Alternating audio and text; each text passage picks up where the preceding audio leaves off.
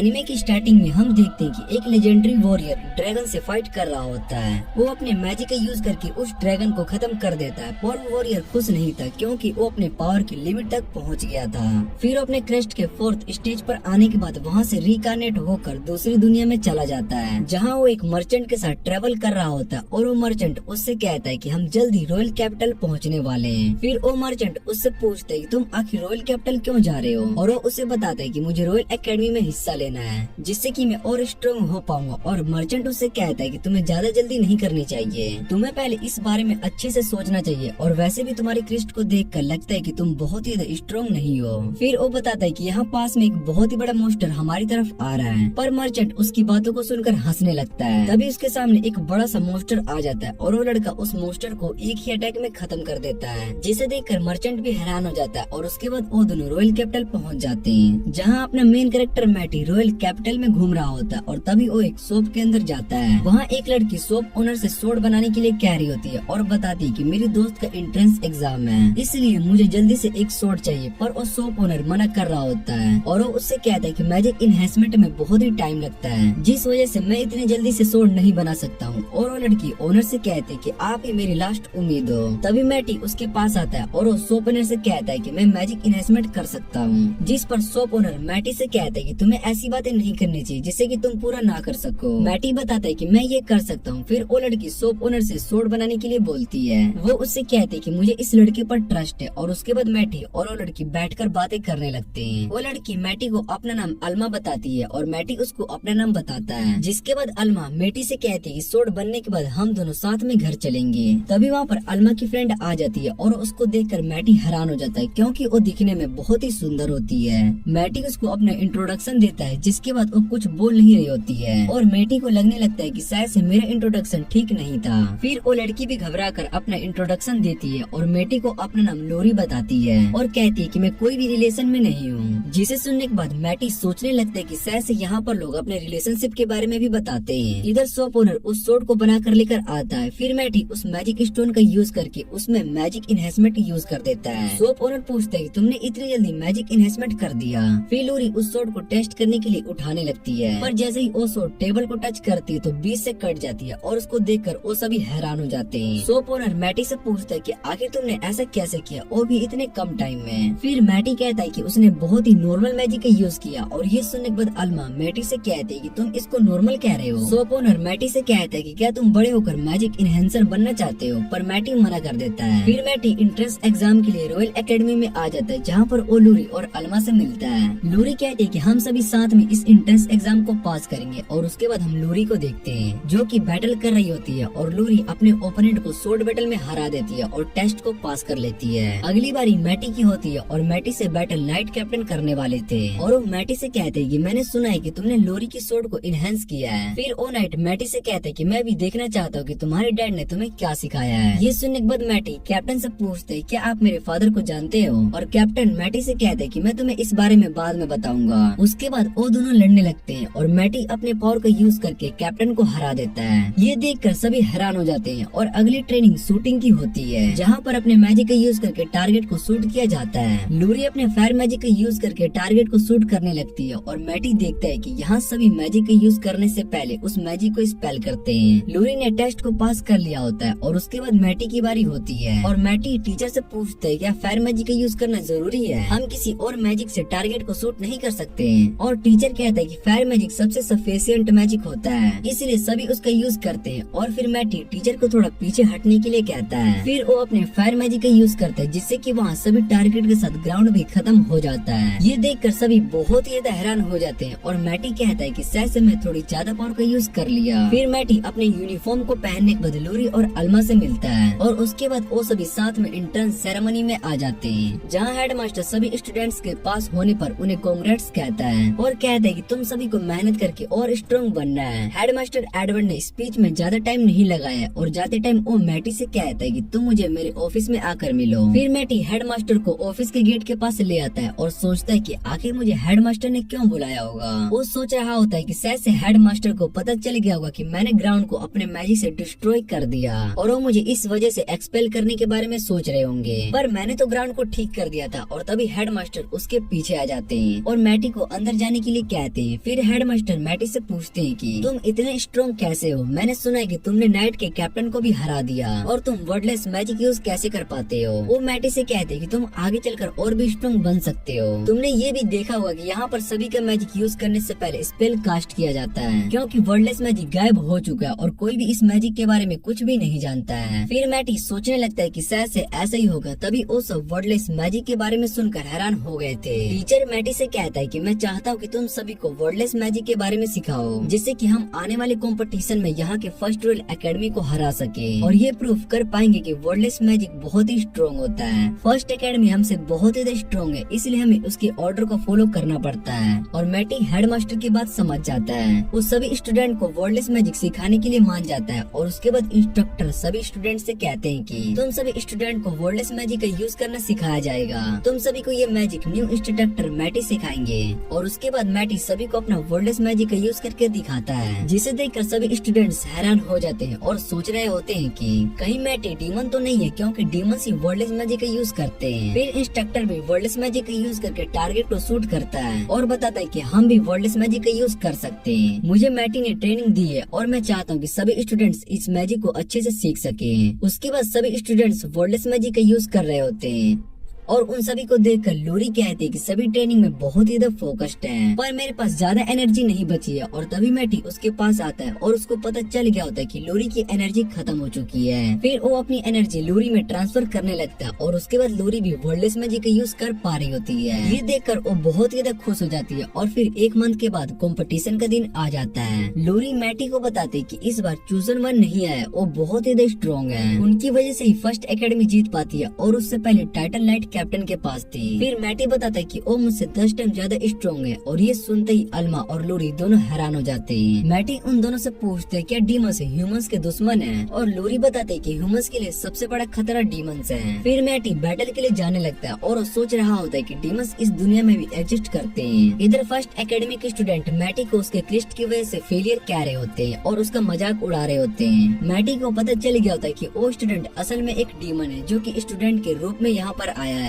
फिर first academy के student कहते हैं कि शायद से सेकंड एकेडमी के लोगों ने जीतने के बारे में सोचना बंद कर दिया है। उसके बाद फाइट शुरू हो जाती है और मैटी उस डीमन पर अटैक करता है, जिससे कि वो बच जाता है। फिर वो अपना मैजिक यूज करके मैटी पर अटैक करता है, लेकिन उसने अपना मैजिक कास्ट नहीं किया था और ये देखकर सभी को उसकी सच्चाई का पता चल जाता है। उसके बाद मैटी उसके अटैक को डोज कर रहा होता है और वो डीमन मैटी से पूछता है कि तुम इतने स्ट्रॉन्ग कैसे हो, जिस पर मैटी उससे कहता है कि तुम बहुत ही वीक हो। और उसके बाद मैटी उस पर अपनी सोर्ड से अटैक करता है, जिससे कि वो डीमन अपने असली रूप में आ जाता है और उसकी सच्चाई सभी के सामने आ गई होती है। हेडमास्टर सभी स्टूडेंट्स को यहाँ से जाने के लिए कहते हैं और वो डीमन मैटी पर अटैक करता है, जिसे मैटी अपने बैरियर से ब्लॉक कर लेता है। और जब वो डीमन वहाँ से भागने जा रहा होता है, तभी मैटी उस पर अटैक करके उसको मार देता है और ये देखकर एडवर्ड कहता है कि इसने अकेले ही डीमन को हरा दिया। फिर मैटी सोचने लगता है कि मैंने अपनी पास्ट की लाइफ में सभी डीमंस को खत्म कर दिया था, पर शायद से इस दुनिया में आज सिचुएशन बहुत ही खराब हो चुकी है।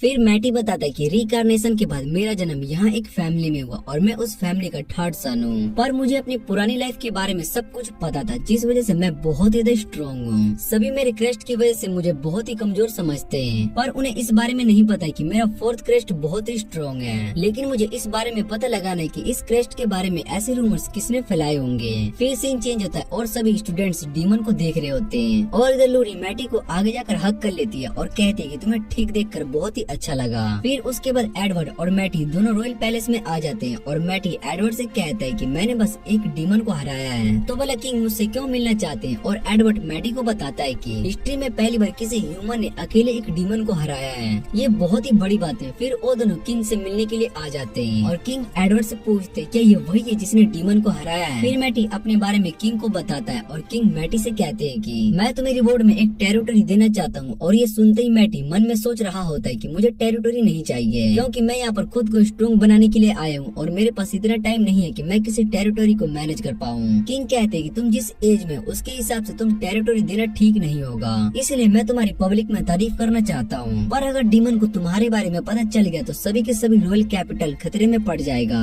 जिसे सुनने के बाद मैटी किंग से कहते हैं कि आप मुझे कोई दूसरा रिवॉर्ड दें और किंग उससे कहता है कि मैं तुम्हें एक मैजिक शॉट दे सकता हूँ जिसके अंदर डबल इनहेंसमेंट है और मुझे ये एक शॉप ओनर ने दी है। फिर मैटी को यह याद आता है कि उस दिन उसने एक शॉप ओनर की टेबल के बदले में उसको एक डबल इन्हेंसमेंट वाली स्वॉर्ड बनाकर दी थी। किंग मैटी से पूछते कि उसको भला किस तरह का रिवॉर्ड चाहिए और मैटी कहते कि मैं यहाँ सभी डंजन्स के रिसोर्स को यूज करना चाहता हूँ। वो सोच रहा होता है कि डंजन के अंदर बहुत ही सारे रेयर आइटम होते हैं और शायद से इसके बारे में यहाँ पर कोई भी नहीं जानता है, इसलिए मैं सभी डंजन्स को क्लियर करने के बाद उन सभी रिसोर्स का यूज करके डीमंस को आसानी से हरा सकता हूँ। किंग मैटी की बात मान लेते और फिर मैटी से कहते कि मुझे तुम्हारा ओपिनियन चाहिए। वो बताते कि हमारे नेशन के 4 मैजिक चूसर वन गायब हो चुके हैं और मैटी सोचता है कहीं वो डीमंस तो नहीं है। फिर किंग बताते कि मैजिक चूसर वन बहुत ही सालों से यहाँ पर है और इससे पता चलता है कि वो सालों से डीमन से लड़ते हुए आ रहे हैं। मैटी सोचने लगता है कि मैंने अपने पास्ट लाइफ में सभी डीमंस को तो खत्म कर दिया था, पर शायद से कुछ डीमन बच गए होंगे जिन्होंने अपनी पावर को इंक्रीज किया होगा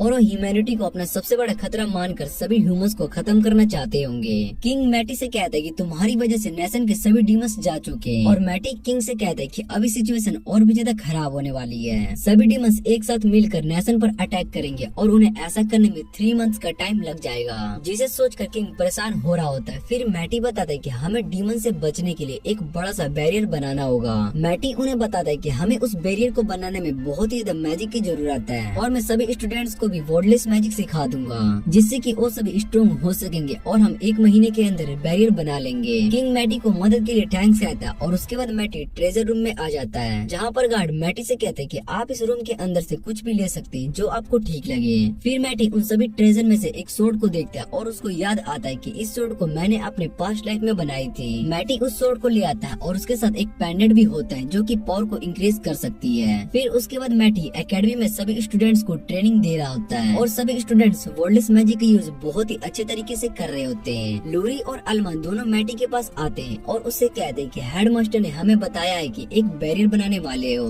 जिस पर मैटी हाँ कहता है और बताता है कि अभी मैं डंजन में कुछ रिसोर्स को ढूंढने के लिए जा रहा हूँ। फिर वो सोचता है कि अगर मैं एक पार्टी बनाकर डंजन में जाता हूँ तो मुझे बहुत ज्यादा फायदा होगा। उसके बाद वो अल्मा और लोरी दोनों से कहते हैं क्या तुम दोनों मेरे साथ एक पार्टी बनाकर डंजन में चलोगे, जिसे देखकर वो दोनों सोचने लगते हैं और मैटी को लग रहा होता है कि शायद से ये दोनों मना कर देंगे। फिर वो दोनों इसके लिए मान जाते हैं और लोरी बताती है कि अल्मा सोड यूज नहीं कर सकती है पर वो बो का यूज बहुत ही अच्छे तरीके से कर सकती है। ये सुनने के बाद मैटी अल्मा के लिए मैजिक बो बनाता है और उसको दे देता है। फिर लोरी मैटी से पूछती है क्या तुम मुझे मैजिक इनहेंसमेंट सिखा सकते हो और मैटी उससे पूछते है क्या तुम्हें मैजिक इनहेंसमेंट अच्छा लगता है, जिस पर लोरी हाँ कहती है और बताते कि जब से मैंने तुम्हें मैजिक इनहेंसमेंट करते हुए देखा था तब से मैं उसको सीखना चाहती हूँ। मैटी उसको सिखाने के लिए मान जाता है और उसके बाद वो सभी डंजन में आ जाते हैं। डंजन के अंदर जाते ही मैटी एक छोटे से मोस्टर को लाता है और अल्मा उस पर अपने बो से अटैक करती है जिससे कि वो खत्म हो जाता है। फिर मैटी अल्मा से कहते है कि तुम जाकर डंजन में ऐसे मोस्टर को खत्म करो। फिर अल्मा उसकी बात मानकर वहाँ से चली जाती है और इधर लोरी मैटी से कहती है कि क्या अब तो मुझे मैजिक इनहेंसमेंट सिखाने वाले हो, जिस पर मैटी उसको बताता है कि मैजिक इनहेंसमेंट का यूज करना बहुत ही मुश्किल है, इसलिए तुम्हें उसको सीखने के लिए सही टाइम का वेट करना होगा। ये सुनकर लोरी सैड हो जाती है और दोनों आगे जाने लगते हैं जहाँ पर मैटी डंजन की दीवार को तोड़ देता है। लोरी उससे पूछती है तुमने इस दीवार को क्यों तोड़ा और मैटी बताता है कि डंजन की दीवारें बहुत ही स्ट्रॉन्ग होती है, हम इसके मटेरियल का यूज करके स्ट्रॉन्ग वेपन भी बना सकते हैं और लोरी उस पर अपने मैजिक का यूज करने लगती है। इधर अल्मा उन दोनों के पास आती है। फिर लोरी अल्मा को एक आर्मर देती है जिसे उसने खुद बनाया होता है। ये देखकर अल्मा बहुत ही ज्यादा खुश हो जाती है और मैटी उन दोनों से कहता है कि हम इस डंजन के 10वें फ्लोर को चेक करने वाले हैं, जिसे सुनकर वो दोनों हैरान हो जाते हैं और वो दोनों भी इसके लिए मान जाते हैं और कहते हैं कि हमें भी स्ट्रॉन्ग बनना है। फिर वो सभी मोस्टर को हराते हुए 10वें फ्लोर पर आ जाते हैं और उनकी पावर लेवल भी इंक्रीज हो चुकी होती है। तभी वहाँ पर एक वुल्फ मोस्टर आ जाता है जो कि बहुत ज्यादा स्ट्रॉन्ग होता है और मैटी उन दोनों से कहता है कि तुम दोनों को सेफ रहना होगा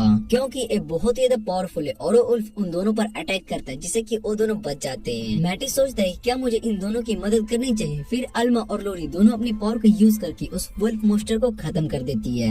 मैटी उन दोनों से कहते हैं कि तुम्हारा टीम वर्क तो बहुत ही अच्छा है और उसके बाद वो कहते हैं कि हमें यहाँ पर कैंप करके रेस्ट करना चाहिए, पर अल्मा को कुछ भी समझ में नहीं आ रहा होता है। फिर मैटी अपने मैजिक स्टोन का यूज करके वहाँ पर एक बैरियर बना देता है। वो उन दोनों से बैरियर के अंदर रहने के लिए कहता है और बताता है कि मैं 25वें फ्लोर तक जाने वाला हूँ, जिसे सुनकर अल्मा हैरान हो जाती है और बताता है कि यहाँ डंजन में सबसे स्ट्रॉन्ग पार्टी भी 23 फ्लोर पर ही जा पाती है, इसलिए तुम्हारा वहाँ पर जाना सेफ नहीं होगा। और मैटी बताता है कि मुझे कुछ भी नहीं होने वाला है। इतने कहने के बाद मैटी नीचे सभी फ्लोर को चेक करने के बाद सीधा 25वें फ्लोर पर आता है जहाँ पर उसको बहुत ही सारे मोस्टर्स फील हो रहे थे और उन सभी को मार देता है। तभी उसके सामने एक बड़ा सा स्नैक मोस्टर आ जाता है और मैटी सोचता है कि इसको मैंने पहले भी हराया है। फिर उस मोस्टर से लड़ने लगता है और उसके सभी अटैक अटैक को डॉज करने के बाद वो उस पर अपनी सोर्ड से अटैक करता है, लेकिन उस स्नेक मॉन्स्टर को कुछ भी नहीं हो रहा होता है। फिर मैटी अपने मैजिक स्टोन को तोड़कर उसकी पावर को सोर्ड के साथ मर्ज करने के बाद उस मॉन्स्टर पर अटैक करता है, जिससे कि वो मॉन्स्टर खत्म हो जाता है। और इधर अल्मा और लोरी भी डंजन को हिलते हुए महसूस कर रही होती है। फिर मैटी उन दोनों के पास आता है और कहता है कि मैंने डंजन को क्लियर कर दिया, और उसके बाद वो उन दोनों को मॉन्स्टर को दिखाता है जिसे उसने मारा था। और उस मॉन्स्टर को देखने के बाद लोरी और अल्मा दोनों बहुत ही ज्यादा हैरान हो जाती है। उसके बाद वो तीनों गिल्ड में अपने रिसोर्स को एक्सचेंज करने के लिए आ जाते हैं, और गिल्ड वर्कर उन सभी से पूछते हैं कि आपको क्या एक्सचेंज करवाना है। फिर मैटी उस बड़े से स्नेक मॉन्स्टर को बाहर निकालता है और कहते हैं क्या आप इसको एक्सचेंज कर सकते हैं। वो वर्कर उस बड़े से मॉन्स्टर को देखकर हैरान हो जाती है, और फिर वो उन सभी से पूछती है कि क्या तुम कुछ और भी सेल करना चाहते हो। जिसके बाद मैटी अपने पास से एक बड़ा सा मैजिक स्टोन निकालता है, और उसको देखकर वो सभी हैरान हो जाते हैं। फिर मैटी कहते हैं कि मुझे ये छोटा सा मैजिक स्टोन सेल करना है, और ये सुनकर अल्मा मैटी से पूछती है क्या तुम इसको छोटा कह रहे हो। मैटी बताता है कि ये मैजिक स्टोन बैरियर बनाने में यूज नहीं हो सकता है, और सभी रिसोर्सेज को बेचने के बाद उनके पास 750 गोल्ड कॉइन मिलते हैं। फिर मैटी कहता है कि हम इसको 3 हिस्सों में डिवाइड कर लेते हैं, पर वो दोनों मना कर रही होती है और कहते हैं कि हमने तुम्हारी ज्यादा मदद नहीं की है, इसलिए हम इतने गोल्ड कॉइन नहीं रख सकते। और तभी मैटी को कुछ सेंस होता है, और वो उन दोनों से कहते हैं कि 2 डीमन सेकंड एकेडमी के पास हैं, उनमें से एक स्ट्रॉन्ग है और दूसरा वीक है, इसलिए मैं स्ट्रॉन्ग वाले से लड़ने के लिए जा रहा हूँ, और तुम दोनों मिलकर उस वीक वाले से फाइट करो। जिसे सुनने के बाद अल्मा कहते हैं कि हम दोनों उन डीमन से नहीं लड़ सकते, और मैटी बताता है कि तुम दोनों उस डीमन का सामना कर सकती हो। अगर हमने उस डीमन को नहीं रोका तो रॉयल एकेडमी खत्म हो जाएगी। और फिर अल्मा और लोरी दोनों इसके लिए मान जाते हैं। वो कहते हैं कि हम तुम्हें उन डीमन से अकेले नहीं लड़ने देंगे और तुम्हारा साथ देंगे। फिर मैटी उन डीमन से लड़ने के लिए चला जाता है, और वो डीमन मैटी को अपने पास देखकर हैरान हो जाता है। डीमन मैटी पर अटैक करता है, और मैटी सोचने लगता है कि मेरे पास ज्यादा मैजिक पावर नहीं बचा है। फिर वो डीमन मैटी पर अटैक करता है, जिसे मैटी ब्लॉक कर लेता है। ये देखकर वो डीमन बहुत ही हैरान हो जाते हैं, और मैटी सोचते है कि मुझे इनकी मैजिक का यूज इन पर ही करना होगा। वो उस मैजिक को उस डीमन पर रिफ्लेक्ट कर देता है, जिसे देखकर डीमन कहता है कि तुम तो बहुत ही रिसोर्सेज के साथ आए हो। और फिर वो मैजिक पीछे से आकर डीमन को लगता है। इधर अल्मा भी दूसरे डीमन पर एरो से अटैक करती है, और मैटी का प्लान उन दोनों से अलग अलग लड़ने का काम करने लगता है। डीमन मैटी पर अपने स्ट्रॉन्ग मैजिक का यूज करने वाला होता है, तभी मैटी अपने मैजिक से उसके मैजिक स्पेल को खत्म कर देता है। जिसके बाद वो डीमन अपनी सोर्ड निकालकर मैटी से फाइट करने लगता है, पर मैटी उसके सभी अटैक को डॉज कर लेता है। डीमन गुस्से में मैटी से कहता है कि मेरा अटैक तुम्हें कैसे नहीं लग रहा है, और मैटी उससे कहता है कि तुम्हारी सोर्ड स्किल अच्छी नहीं है। फिर मैटी उस पर अटैक करने के लिए जा रहा होता है, और तभी वो डीमन अपने मैजिक स्पेल का यूज करता है। वो डीमन मैटी से कहता है कि तुम मेरे ट्रैप में फंस गए, पर मैटी बच जाता है। और उसके बाद वो डीमन भी मैटी को फाइट में बहुत ही अच्छी टक्कर देने लगता है। जिसके बाद मैटी उस डीमन को अपने ट्रैप में फंसा लेता है, और उसको बताता है कि ये मैजिक तुम्हारी सारी पावर को एब्जॉर्ब कर लेगा। उसके बाद वो डीमन नीचे गिर जाता है, और वो मैटी से दोबारा लड़ने के लिए खड़ा होने लगता है, और वो बहुत ही ज्यादा इंजर्ड हो चुका था, जिस वजह से वो खड़ा नहीं हो पाता है और वहीं पर गिरकर मर जाता है। फिर दूसरा डीमन ये देखकर उसके पास आने की कोशिश करता है, लेकिन अल्मा और लोरी ने दोनों उस डीमन को बहुत ही दूर ले आया था।